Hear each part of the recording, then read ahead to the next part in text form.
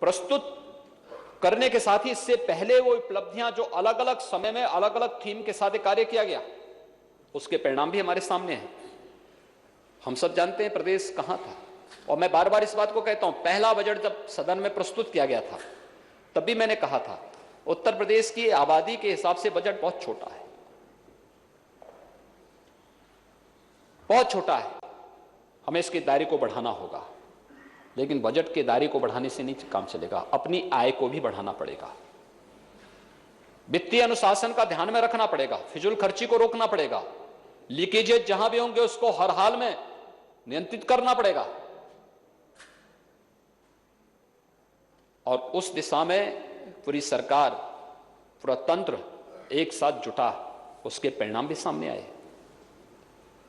ये पूरे प्रदेश के लिए कहां था प्रदेश? आज से 4 साल पहले प्रदेश कहां था? आज से 4 साल पहले देश और दुनिया उत्तर प्रदेश को बीमारू राज्य के रूप में मानता था। उत्तर भारत के जिन 4-5 राज्यों को बीमारू राज्य कहा जाता था उसमें उत्तर प्रदेश पहले नंबर पर था। और आज मैं आ रहा हूं आंकड़े में भी, सुन लीजिए, आप अपनी बात को थोड़ा धैर्य और धीरज रखिए, धैर्य। महोदय, बीमारू राज्य था 4 साल पहले, और मैं इसलिए कह रहा हूं कि बीमारू राज्य इसलिए था, इतनी बड़ी आबादी के राज्य का बजट कितना था? 2 लाख करोड़ का। उत्तर प्रदेश में 20 करोड़ की आबादी, 22 करोड़ की आबादी उस समय थी, और बजट कितने का था? 2 लाख करोड़ का। ऊंट के मुंह में जीरा। यानी इतने बड़े प्रदेश के लिए हमें गांव के विकास के लिए, नगरों की बुनियादी सुविधाओं के लिए,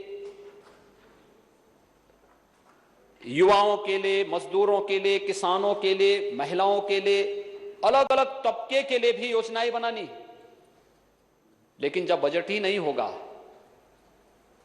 इनकम बढ़ाने पे जोर नहीं दिया, और जोर इसलिए भी नहीं दिया जाता था, अगर हम उसमें आना प्रारंभ करेंगे कि इनकम कहां कहां से बढ़ी है और कैसे कैसे बढ़ी है, मैं चर्चा करने का प्रयास करूंगा, तो बहुत सारी चीजें सामने आ जाएंगी।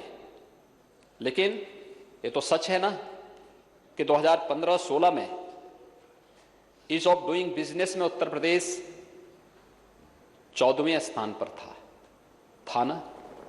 अगर ईज ऑफ डूइंग बिजनेस में आपकी रैंकिंग अच्छी नहीं है तो कोई भी बाहरी निवेश आपके यहां नहीं आ सकता, नहीं आएगा। और आज कहां है? दूसरे नंबर पर।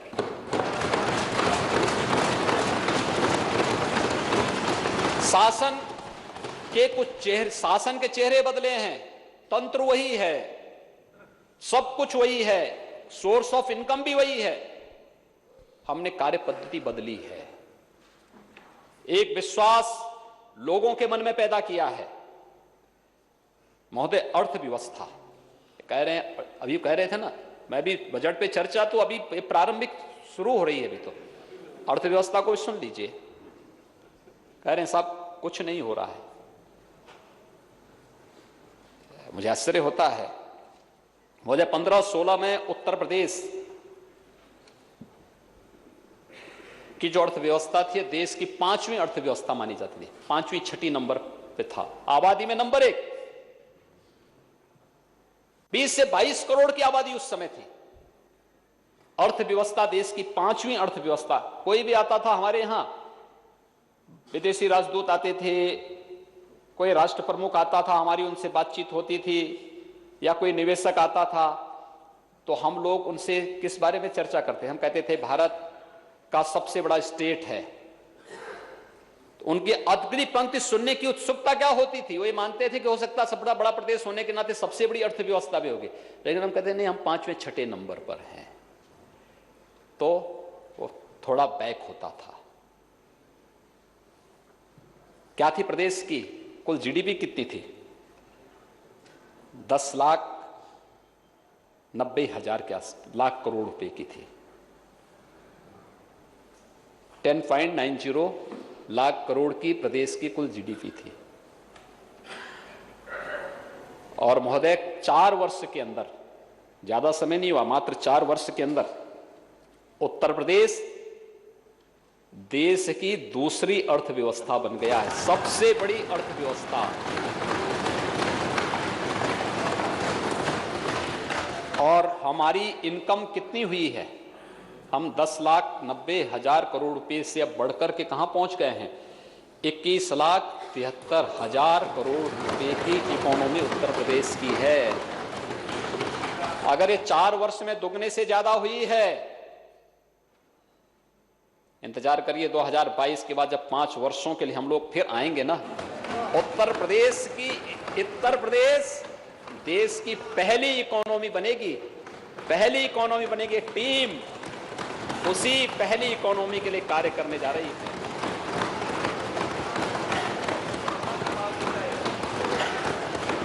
अब सुन लीजिए, कोरोना के बावजूद है। हाँ, प्रति व्यक्ति आय सुन लीजिए। आप लोगों ने क्या बना दिया था यूपी को? यहां पलायन हो रहा था, लोग भाग रहे थे, लोगों के पास कोई सहारा नहीं था, सब लोग चिंतित थे। कोरोना में भी बहुत सारे लोगों को ये लगता था कि, और सभी को ये यूपी के बारे में जो एक परसेप्शन बन चुका था, लोग कहते थे क्या होगा?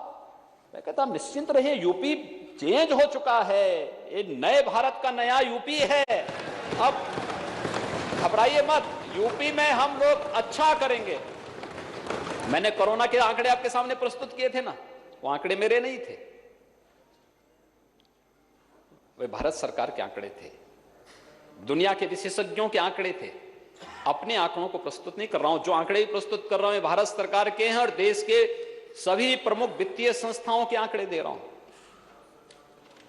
महोदय, प्रति व्यक्ति आय 15-16 में कितनी थी? 43